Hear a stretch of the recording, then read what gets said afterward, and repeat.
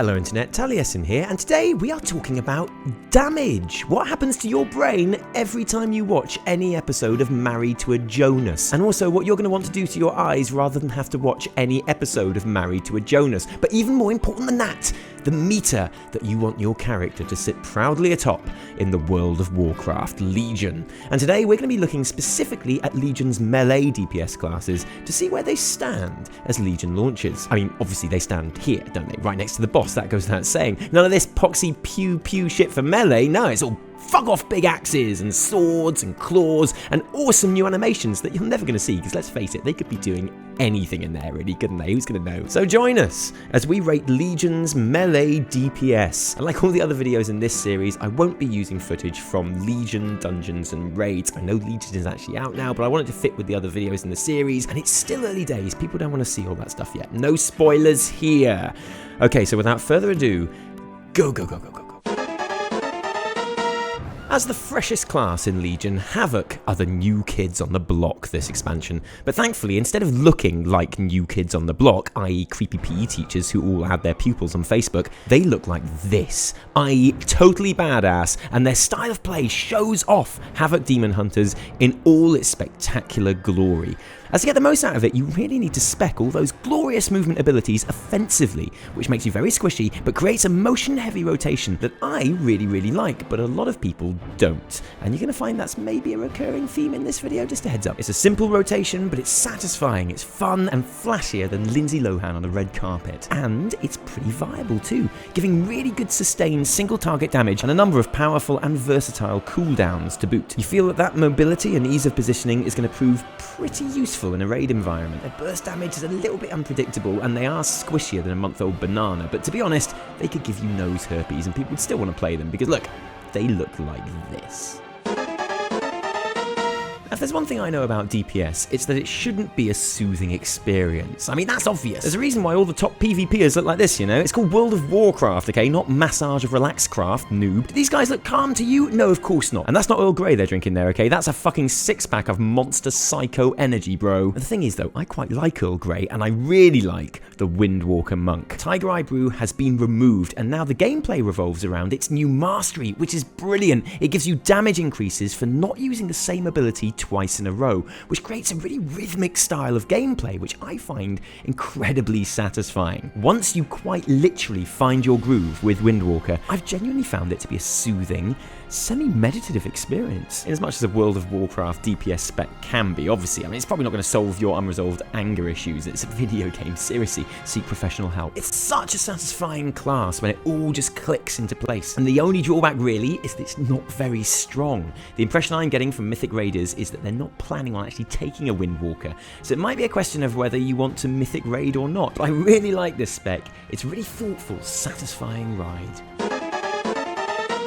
It's fair to say that Arms Warriors have had something of an identity crisis over the last few years. I mean, they're fine, there's nothing wrong with them really. They do good single target damage, but not as good as Fury. They have nice AOE burst, but just not as bursty as Fury. They've got really great new animations, but you know, not as good as Fury. They're kind of like a do-it-yourself rectal probe. Hard to see where they fit in. Arms are one of those classes where you're basically waiting on one ability the whole time, and in this case, it's Colossus Smash. It's a frequently available cooldown that has a large impact on damage, but you know, not as good as Fury's frequently available cooldown that has a large impact, and you get the idea. Basically, if Colossus Smash isn't up, then you're about as much use as the wardrobe at Flea's house. And lots of Arms Warriors were getting really annoyed in pre-patch as a result, but of course they were only playing half a spec. And the good news is that that does get better with the Arms artifact weapon. Warbreaker gives you a lot more Colossus Smash for your buck, and means you don't spend as much time feeling resource-starved and waiting on cooldowns. If you play Arms Warrior and you like the basic playstyle, maybe don't give up on it just yet, because the difference that the artifact weapon makes to this class is significant. It makes it massively less frustrating than it is without that artifact weapon, which makes sense really, doesn't it? And of course it is difficult to keep your mind on Arms when just next to it is... There is a lot of love for Fury Warriors at the moment, even if some recent stat tweaks have set Pitchfork fingers twitching, and it's easy to see why. Even when Arms is arguably a stronger spec numbers-wise, Fury always has a fluidity, fun factor, and for want of a better word, glamour that Arms doesn't. It's flashy, and it's strong. The gameplay, as ever, is mostly about staying enraged as much as possible. Just remember, the longer you are enraged, the better it is, okay? Think of it like a heel versus babyface alpha video. Yeah, only joking, Az. No, seriously, Az, I'm only joking. Don't get angry, please. I worry about your heart. It's a little bit spammy, but it's a versatile spec. It's got a terrific toolkit, and it plays straight out of the box in a way that ARMS doesn't. It's a really fun spec that we will be seeing lots of in Legion. Ah, good old trusty Feral. Just like your real-life cat, Feral is beautiful and clever, and it's going to do things totally its own way, and if you don't like that, then not a single fuck will be given, human. Now, if you played Feral in WoD, you're going to be able to play it in Legion without too much hassle at all. It's very, very similar. A Savage Roar is now a talent, but otherwise it's still that same gameplay of not just maintaining those dots, but making sure those dots are empowered by your cooldowns like Tiger's Fury and Blood Talons to ensure that they are always doing the maximum damage. It's a gameplay that I've always found quite interesting and enjoyable. And I really like how you can talent into other forms to give yourself a whole added dimension of ranged, survival, or healing ability. It feels good. And some people have said that they don't really get the class fantasy of Feral, that it doesn't feel enough like a proper cat. But I mean, seriously, what are they going to do? Make it eat its own shit in the middle of a raid? Or, you know, work really hard to give you the feeling that no matter how much you love the spec, if there's ever a house fire, it's totally going to leave you to burn without a second thought. It's cruel.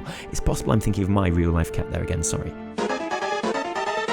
There are so many questions surrounding Survival Hunter. How does it play? Is it fun? Is it competitive? It's a completely new spec and in a class which is not traditionally known for its ability to adapt to change. Especially if change involves not pressing barrage for like seriously 1 fucking second, please, Hunter. The main question I found myself asking is anyone seriously going to main a Survival Hunter? I mean, up until now, no one's ever chosen Hunter because they like melee, do they? If you already play a Hunter, it's probably because you like pew-pew. And if you like single-target bursty melee, then there's other classes that do it more naturally. I honestly haven't come into contact with anyone who is seriously playing Survival Hunter with the intention of maining it in Legion, which is weird in a way because that single-target burst damage it has is pretty strong. There is going to be a place for survival in raids. The gameplay itself was based around Mongoose Bite. Build up Mongoose Bite, dump Mongoose Bite, hope to get extra procs of Mongoose Bite. It sounds simple, but it's actually really quite fiddly and probably overcomplicated for what it is. Maybe we'll see a bit more of them about later in the expansion when it becomes clear how powerful they are. And seriously, if you are playing survival, tell us what you think in the comments. I'd be genuinely interested to know.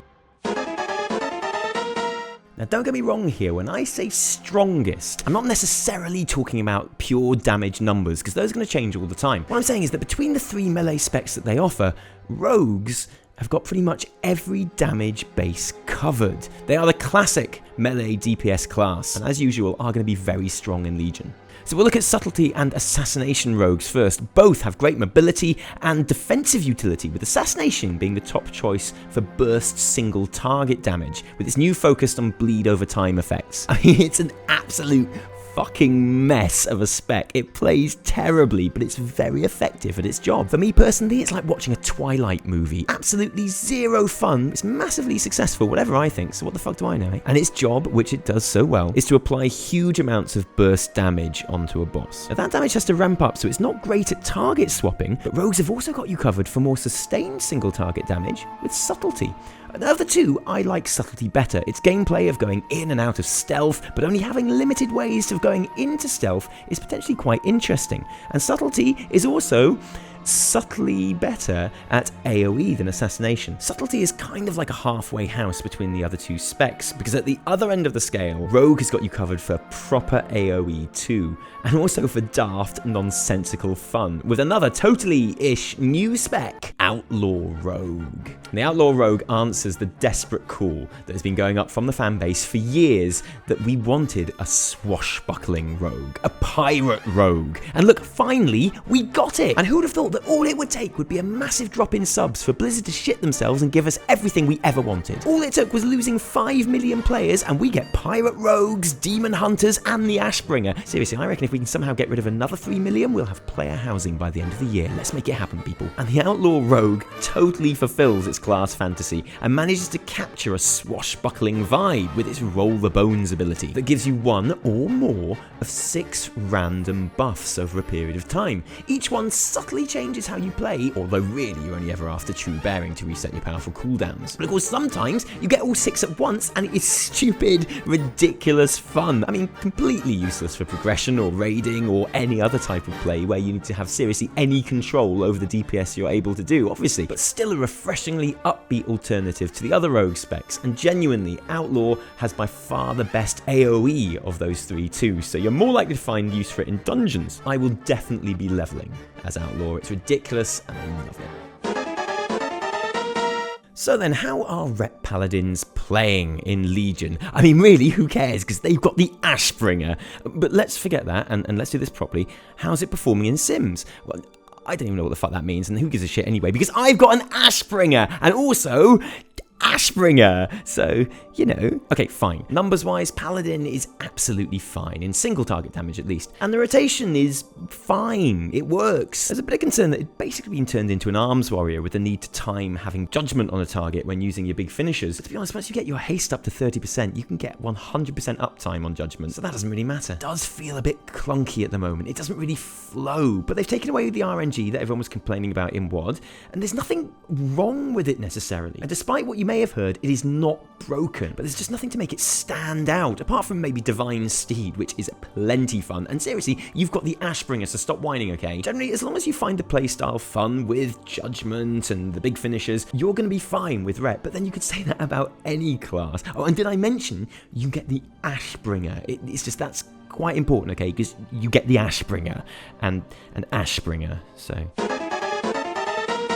I think we can all agree choice is a good thing, and it's something we are lucky to have so much of in the modern world. I mean, just look at an everyday trip to the cinema as an example, and the massive choice on offer. Do you want to see a rebooted 20-year-old franchise, or would you rather see a rebooted 20-year-old superhero franchise? Oh God, I love freedom. And you're not going to believe this, but the Enhancement Shaman gives you even more choice than that. Its core gameplay is fun to start with, which helps. It's all about managing the new Maelstrom resource and maintaining your personal buffs. It's got great rhythm, it's slightly procedural, but it's also fast-paced and involving because that Maelstrom bar fills up quicker than the daycare nursery next to Angelina Jolie's house. So there's always something to be doing, and it looks really cool too. It's got a really strong, well-realized class fantasy, and the choice comes in the wide array of talents that give you tools for any scenario. As always, Enhancement is probably the best AOE damage dealer in the game, but you can also have great burst damage, cleave, terrific raid utility, and they're going to be awesome in raids and dungeons because they can adapt so well to different situations. The only bad thing there is to say about Shaman is that maybe they feel a little bit squishy, but when your gameplay is a total firework display like this, it's really hard to care.